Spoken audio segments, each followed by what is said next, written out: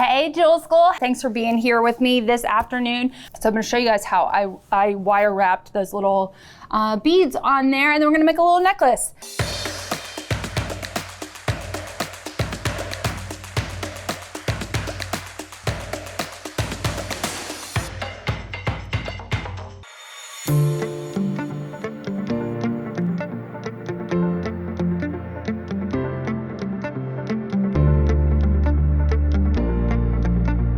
All right, we're just gonna grab a little bit of 26 gauge wire. We don't need a ton, just a couple inches, maybe like 5, just to give you some room to work with. And then we're gonna grab our teardrop. Now, if you zoom in on this teardrop, I'm gonna show you guys, there's these little openings up there, up here, these little holes kind of, that's, I think just, I don't know that they're there for any particular reason, but I was like, that's the perfect little place to wire wrap something onto. So they've got those little openings right there, and we're gonna take advantage of them. So what we're gonna do is we're gonna slide our wire into the hole, and we're just gonna wrap like twice through that hole. And I bet y'all didn't even know that was there. So I don't want a big bulky wrap there. Just a little bit, just enough to secure my wire. So just 2 wraps through there. And then we've got our tail, our longer tail hanging down there. And so then I just want to pull any slack out of this. Just make sure you're tucking that tail down. So you can you can't even really see this wire there, which is what I wanted. You can barely see that wire wrapped on there. Amazing. Okay, now we're going to string our beads. So what I did, I'm gonna cut open this chip strand, and we're gonna kind of graduate them a little bit because of how the teardrop is shaped. I wanna graduate it so that my bulkier chips are down towards the middle, and they get kind of smaller as we come up the sides of the teardrop shape. So I'm just gonna totally pull all this off so that I have plenty to choose from. Oops. And then we'll go from there. We'll start picking out our teardrop, our chips. So I'm just gonna pull some of the smaller sizes aside.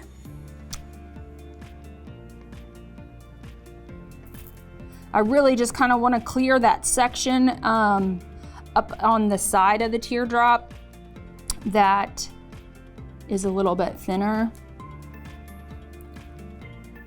And I just want to make sure I have enough for both sides. These look good. I'm gonna flip that. Yeah. Okay.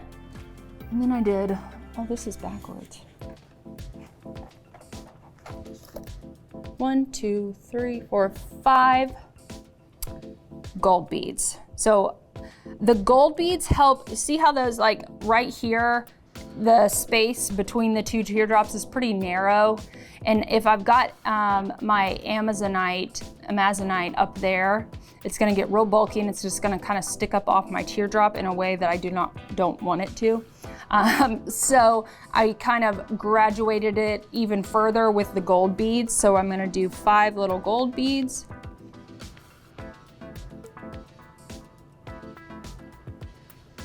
And then we're gonna start adding. So that just gives us like a better starting point for our Amazonite. So now we can start adding our little chips. So I'm gonna do these little guys. And then we'll just get a little bit bigger as we come around the bottom. So I'm just gonna be kind of selective as I'm picking my nuggets. And just kind of pay attention to where I'm landing. I can get a little bit bigger now. And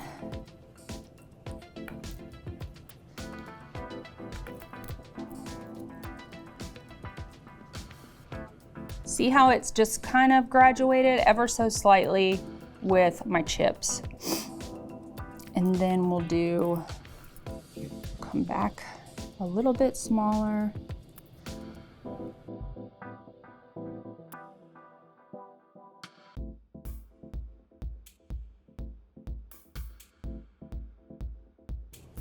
I think that's a good little, it's a little long. I'm gonna pull one off.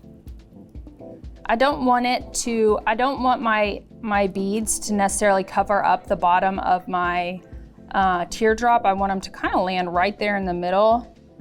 So that's one thing to keep an eye out for, where your beads are landing. And then 5 more gold beads. We're gonna see how that, I like that. I like that placement, that's pretty good. Just like that.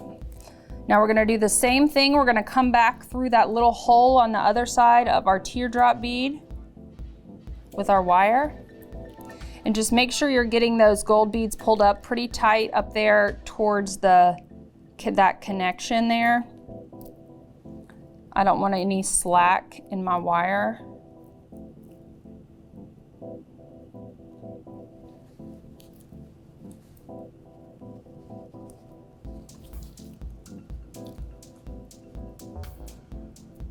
So just make sure we're pulling that wire through.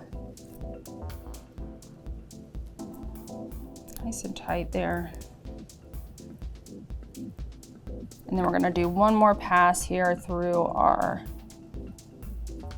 little gap. And then we'll trim that off there in the back.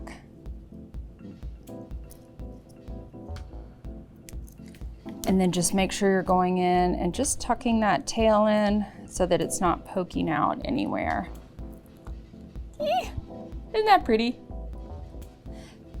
All right, so now, thank you. So now we're going to add our our pink teardrop up here at the top. So we're gonna grab a head pin and we're gonna grab a little gold bead.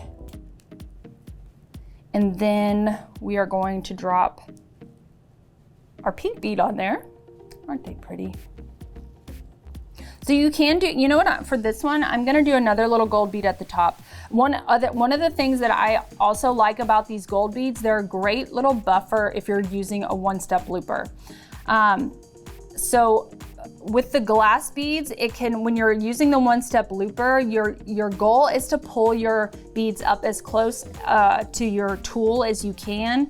But then you got that mechanism that makes your loop for you, and that can sometimes crush your bead if you're not careful. The best way I have found to get a nice, tight loop up there at the top without crushing my bead is to have a little baby buffer bead up there at the top, especially if you're using a bigger bead, a bead with a flat edge on top, anything like that. You're gonna need some kind of buffer so you can get your tool close enough, but you're not gonna crush your bead at the same time. And so I'm gonna add another little gold bead up there at the top because this metal bead has got more flex in it than your glass bead. So say you got it a little bit too tight, worst case scenario, you're just gonna maybe dent your little gold bead just a little bit and you're not even gonna be able to see it, or just maybe smush it a little bit, which is no big deal. I'd rather that than crush one of my glass beads. So we're gonna grab our one-step looper and slide that slide our head pin in through the mechanism. Ooh. And we're just gonna get this pushed up right next to our gold bead there. See how it's just like a nice little buffer between my glass bead and my tool. Give that a squeeze. Ta-da! You got your little loop there. There at the top. Now we're just gonna open that up. We're gonna hang it on this is the only tricky part for me. Sometimes I have a hard time getting my loop on. Oh no, I lost my gold bead.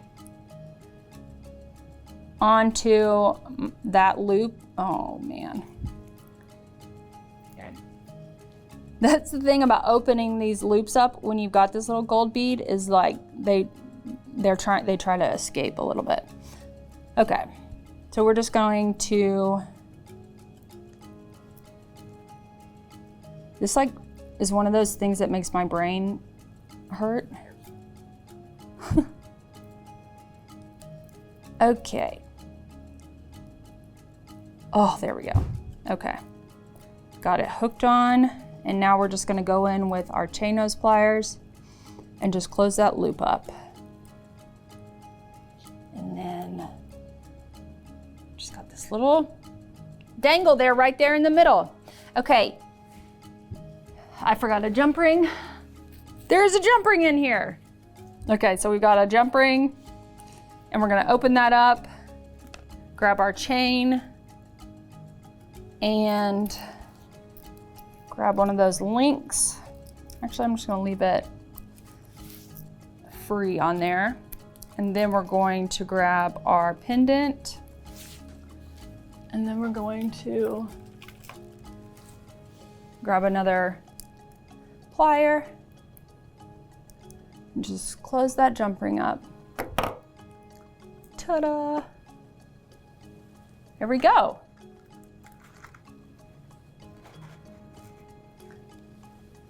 Isn't that just a pretty little, I just love the color.